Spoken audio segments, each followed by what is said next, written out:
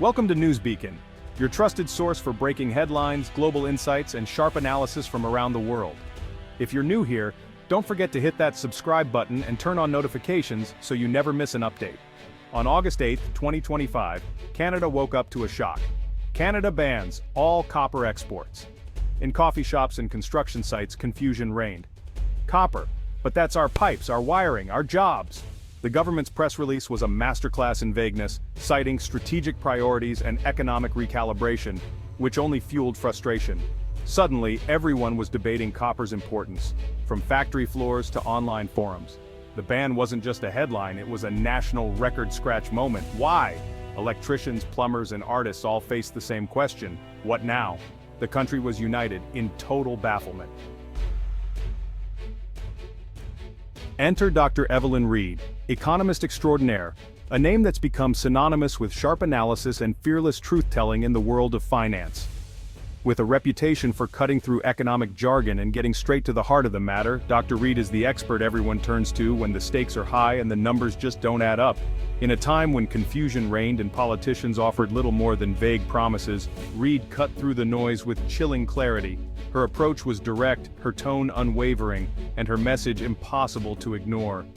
On national television, in front of millions of viewers, she didn't mince words. "This isn't strategy, it's economic self-sabotage," she declared, her voice echoing across living rooms and boardrooms alike. The statement sent shockwaves through the country, instantly reframing the debate. Reid explained in painstaking detail how the proposed ban would blow a multi-billion-dollar hole in Canada's GDP, guaranteed. She laid out the numbers, showing how the ripple effects would be felt in every corner of the economy, from the largest corporations to the smallest family businesses. She broke it down for everyone to understand: miners, truckers, engineers, even the workers at your local sandwich shop. No one would be spared. The ban, she argued, wasn't just about big industry. It threatened the livelihoods of everyday Canadians, the people who keep the country running. From the mines in the north to the bustling city streets, Reid painted a vivid picture of interconnected jobs and industries, all standing on an economic trapdoor, waiting for it to swing open beneath their feet. The anxiety was palpable. Workers across the nation began to realize that their jobs, their savings, and their futures were suddenly at risk. Reid's analysis made it clear: this was not a distant problem, it was a crisis that could hit home for millions. "It's like removing the engine from your car to save gas," she quipped, using a metaphor that instantly resonated. The absurdity of the policy was laid bare, and the public began to question the wisdom of those in charge. The government scrambled to defend its decision, spinning tales of a long-term vision and promising future prosperity. But Reid was relentless. Live on air, she dismantled their arguments point by point, exposing the flaws and contradictions in their plan. "You can't fund the future by torching the present," she warned, her words carrying the weight of experience and expertise. The message was simple, but devastating. Progress cannot be built on the ashes of today's economy. Her calm, factual delivery turned confusion into alarm. Across the country, people who had been unsure or indifferent suddenly found themselves deeply concerned. The reality of the situation was impossible to ignore. Reid's diagnosis was clear. This was a self-inflicted wound, a policy mistake that would hurt everyone, from business owners to workers to families trying to make ends meet. As the headlines spread and the nation braced for impact, Dr. Evelyn Reid's warning echoed in the minds of millions. The country stood on the edge of uncertainty, waiting to see just how deep the damage would go. Why does copper matter? It's a question that might seem simple at first, but the answer is anything but. Copper isn't just another shiny metal dug out of the ground, it's the unsung hero behind almost every modern convenience we take for granted. From the moment you wake up and check your phone, to the electricity that powers your coffee maker, copper is quietly working behind the scenes. It's the thread that connects our digital world, our transportation, and even the energy that lights up our homes. It's the nervous system of modern life, powering phones, cars, and the grid. Every time you flip a switch, send a text, or drive an electric vehicle, copper is there, conducting the energy that keeps our world moving. Without copper, our cities would go dark, our devices would be useless, and the promise of a cleaner, greener future would be out of reach. Canada is a top global producer, exporting billions in copper each year. Our mines are among the most productive and technologically advanced in the world, supplying copper to countries on every continent.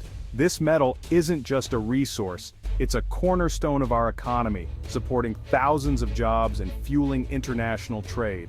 This isn't a dying industry, it's booming thanks to the green energy revolution.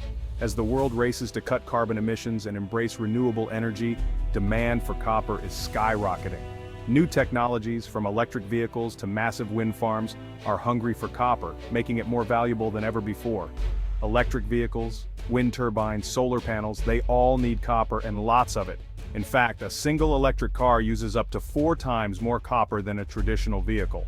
Wind turbines and solar panels are packed with copper wiring and components, making the metal essential for the clean energy transition the world is demanding.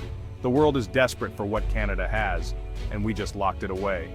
By restricting exports, we're not just holding back a commodity, we're cutting off a lifeline for industries and economies around the globe. The shockwaves are being felt everywhere, from factories in Asia to power grids in Europe. The ban is like owning the city's best hot dog stand and deciding to sell only napkins on the busiest day. Imagine the confusion and disappointment as crowds line up only to be told the main attraction is off the menu. That's what Canada just did to the world's copper market, leaving buyers scrambling and our own businesses missing out on massive opportunities. Our reputation as a reliable supplier, gone in a single baffling move.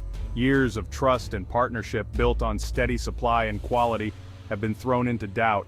International partners are left questioning whether they can count on us in the future, and that uncertainty is already costing us dearly.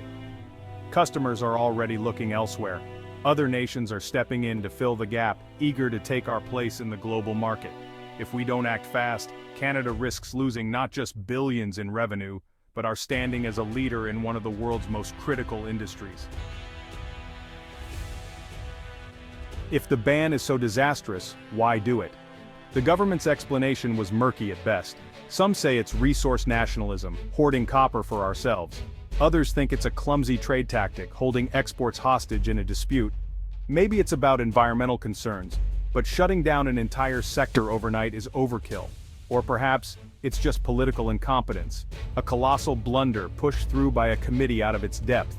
Whatever the reason, the result is the same, a self-inflicted economic crisis. Everyone's left asking, what were they thinking? The first victims? Tens of thousands of mining jobs gone overnight, especially in remote towns. But the pain spreads. Truckers, railway workers, port staff, suppliers, and local businesses all take a hit. The domino effect ripples through the economy, from mines to hardware stores. With copper piling up, prices could crash, or chaos could halt production, causing shortages and price spikes. Construction, manufacturing, even your new house or electric car, all get more expensive. The ban triggers a perfect storm: unemployment, business failures, and price instability. The economic pain radiates far beyond the mines. It's chaos, plain and simple. Imagine the quiet streets of Logan Lake, British Columbia, a once bustling mining town now eerily silent. The copper mine, once the heartbeat of the community, has slashed hundreds of jobs. Families who have lived here for generations are suddenly packing up, their futures uncertain. Local businesses, from the corner diner to the hardware store, are forced to close their doors, unable to survive without the steady flow of miners and their families. The sense of loss is palpable, echoing through empty playgrounds and shuttered storefronts. Workers like Dave, who spent decades in the mines, now face a harsh reality. With no jobs left, they're forced to uproot their lives, joining a wave of families moving to already crowded cities.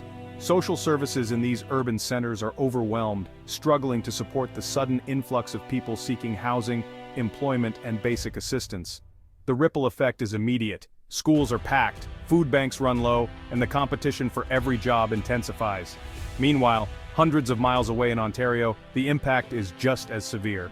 Manufacturing plants that rely on copper for everything from electronics to cars find their supply chains disrupted. Shipments are delayed or canceled altogether. Costs for raw materials skyrocket, forcing companies to slow production or lay off workers. The shortage of copper wire means assembly lines grind to a halt, and the uncertainty spreads through the entire sector.